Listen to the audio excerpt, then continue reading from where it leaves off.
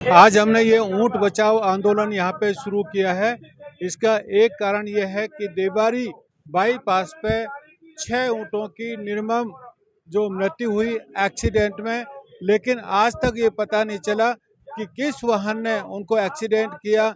अज्ञात वाहन करके और पुलिस ने फाइल बंद कर दिया। ये बिल्कुल भी अनुचित है। एक, पुलिस को इस बात की जांच करनी चाहिए कि इन ऊँटों को किसने मारा। दूसरा हमारा ये पॉइंट है, ये मांग है कि ऊँटों को जो एक्सीडेंट पे मारा है उसका मुआवजा मिलना चाहिए। और ये मुआवजा एक तो व्हीकल का पता चल जाता तो व्हीकल के मालिक को देना चाहिए, यदि उनका पता नहीं चलता है तो नेशनल हाईवे को देना चाहिए, क्योंकि ये गलती नेशनल हाईवे की है। यदि हम लोग आसपास के जो बैरिकेड नहीं लगाते हैं, खुले कर देते हैं, तो बट नेचुरल है पशु वहाँ जाएगा। पशु के लिए रोड और ज़मीन में कोई अंतर नहीं होता है। ऊँट हमारी विरासत है, हमारे इतिहास का भाग है।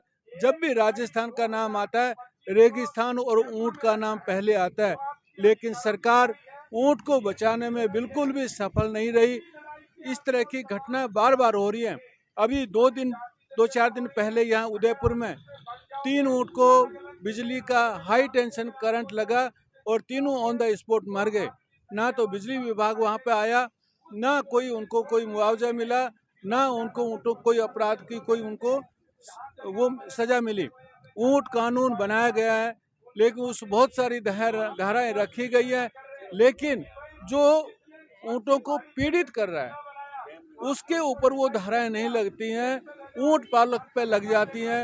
ऊँट पालक कहीं बेचने जाता है, ऊँट पालक गिरफ्तार हो जाता है और इस कारण ऊँटों की कीमत बहुत तेजी से गिर गई है।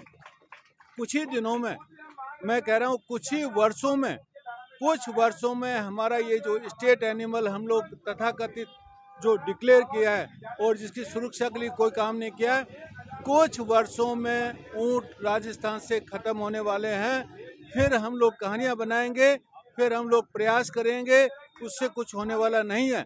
इसलिए समय रहते हमने ऊँटों को बचाया तो हमारी विरासत बचेगी, अन्यथा नहीं बचेगी। राज पशु का सरकार ने दर्जा दिया, लेकिन ना तो ऊँटों के लिए कोई जंगल सुरक्षित किया, ना कोई सेंचुरी है। अभी ऊँट जो आप चरते हुए देखते हैं, रोड के किनारे चरते हैं, जंगल बंद हो गए, खेतों में उनको घुसने नहीं देते हैं। दूसरा जो ऊँट का दूध है, ऊँटनी का जो दूध है, उसकी कोई प्राइस नहीं मिलती। कल भी हमने मंत्री साहब यहाँ पे जो पशुपालन मंत्री है उनसे मीटिंग किया कि भाई ऊँटनी का दूध का भी एक MSP होना चाहिए, जैसे किसान के लिए फसल का होता है। 80 रुपया MSP होना चाहिए, तभी ऊँट पालक के लिए वो प्रॉफिटेबल होगा। अभी हालत यह है, रोजी रोटी पालने में वो समर्थ नहीं है, इसलिए वो सेल कर रहे हैं। और सेल भी आपको जान के प्राइस को इसलिए मैं बताना चाहता हूँ, ऊँटों की कीमत बकरी की कीमत से कम हो गई है, लेकिन कोई भी उनकी तरफ देख नहीं रहा है।